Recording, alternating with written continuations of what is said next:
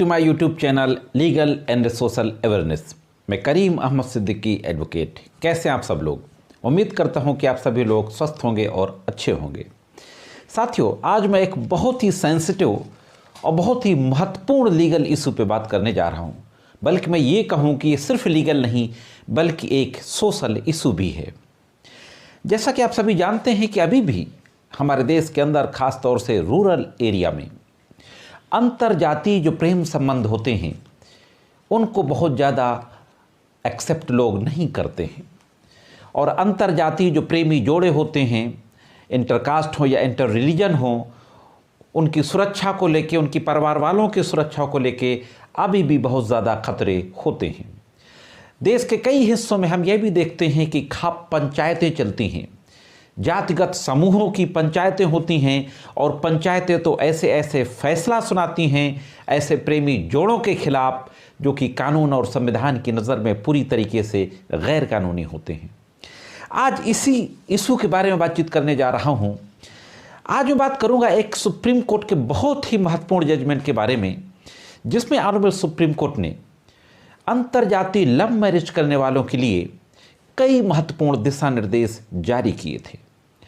और ये दिशा निर्देश जारी करते हुए उनको सुरक्षा प्रदान करने और तमाम तरीके की सहूलियतें दी गई थी।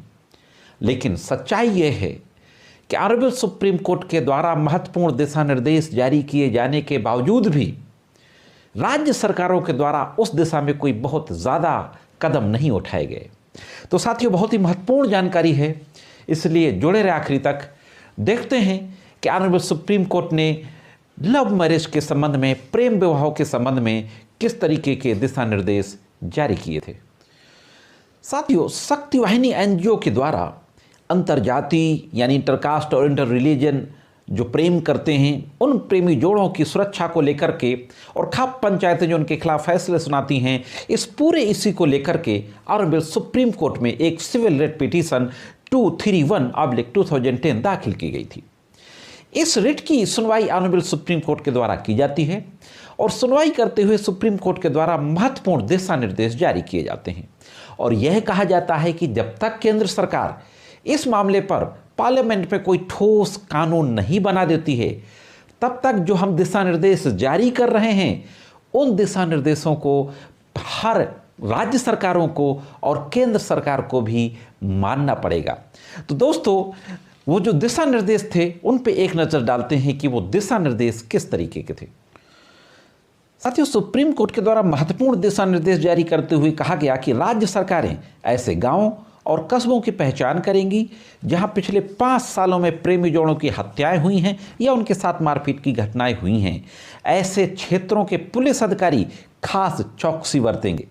सुप्रीम कोर्ट ने यह भी दिशा निर्देश जारी किया कि अगर खाप पंचायत या प्रस्तावित समूह की प्रस्तावित बैठकों की जानकारी पुलिस अधिकारी को मिलती है तो वह तुरंत अपने वरिष्ठ अधिकारियों को इसकी जानकारी देंगे।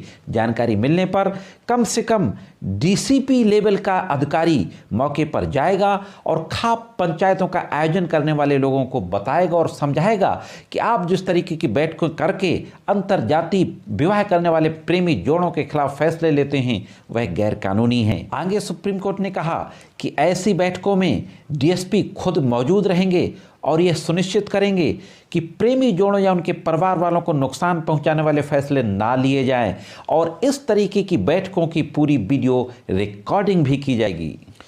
सुप्रीम कोर्ट ने अगला दिशा निर्देश जारी करते हुए कहा कि यदि यह अंदेशा हो जाए कि इस तरीके की बैठकों में प्रेम विवाह करने वालों को नुकसान पहुंचाने का फैसला लिया जाएगा और खाप पंचायत वाले बैठक रोकने को तैयार ना हों तो प्रशासन उस इलाके में धारा 144 लगा करके खाप पंचायत का आयोजन करने वाले लोगों को हिरासत में लेने का काम करेंगे।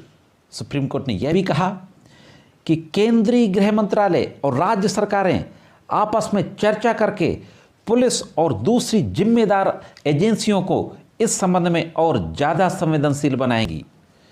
सुप्रीम कोर्ट ने महत्वपूर्ण दिशा निर्देश जारी करते हुए यह भी कहा कि अगर बैठक के बाद यह जानकारी मिलती है कि ऐसे समूहों और खाप पंचायतों की बैठकों के द्वारा प्रेमी जोड़ों या उसके परिवार वालों के खिलाफ किसी तरीके का कोई गैर कानूनी फैसला लिया गया है तो वह ऐसे लोगों के खिलाफ तुरंत एफआईआर दर्ज करेंगे और अग्रिम कानूनी कार्रवाई करेंगे। 7वीं दिशा निर्देश जारी करते हुए सुप्रीम कोर्ट ने कहा कि नुकसान पहुंचाने वाले जोड़ों और परिवार वालों को प्रशासन के द्वारा पूरी सुरक्षा दी जाएगी। आवश्यकता पड़ने पर उन्हें सुरक्षित जगह पर शिफ्ट किया जाएगा और हर जिले में राज्य सरकारें सेफ होम बनाएंगी। ज़रूरत पड़ने पर बहुत कम किराए में ऐसे प्रेमी जोड़ों को सेफ होम में भी रखा जाएगा। आगे सुप्रीम कोर्ट ने कहा 8वां दिशा निर्देश कि वयस्क जोड़े अगर शादी करना चाहते हैं और उनके घर वाले या समाज के लोग या इस तरीके की जो समूह की पंचायतें होती हैं उनकी शादी में किसी तरीके की रुकावट डालते हैं तो प्रशासन स्वयं अपनी देखरेख में ऐसे प्रेमी जोड़ों की शादी कराएगा और मामूली किराए पर उनको किसी दूसरी जगह पर, सुरक्षित जगह पर, जिसको सेफ होम कहा गया, वहाँ पर रखेंगे।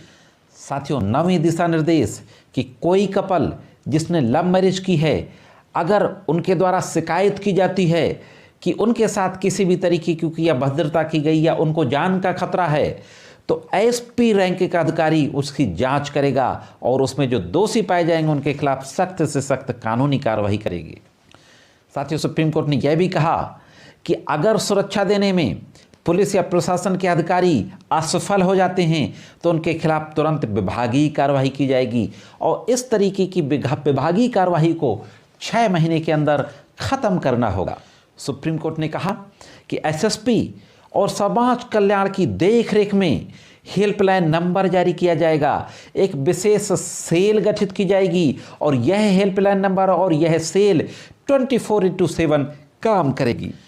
12वीं और आखिरी दिशा निर्देश जारी करते हुए सुप्रीम कोर्ट ने कहा कि जो ऑनर किलिंग के मामले होते हैं, जो लोग कहते हैं कि हमारी बेइज्जती हुई, अपने आप को नीचा समझते हैं और अपने बच्चों का कत्ल कर देते हैं, यानी ऑनर किलिंग के मामलों की सुनवाई के लिए फास्ट ट्रैक कोर्ट का गठन किया जाएगा और फास्ट ट्रैक कोर्ट में इस तरीके के मामलों की सुनवाई की जाएगी।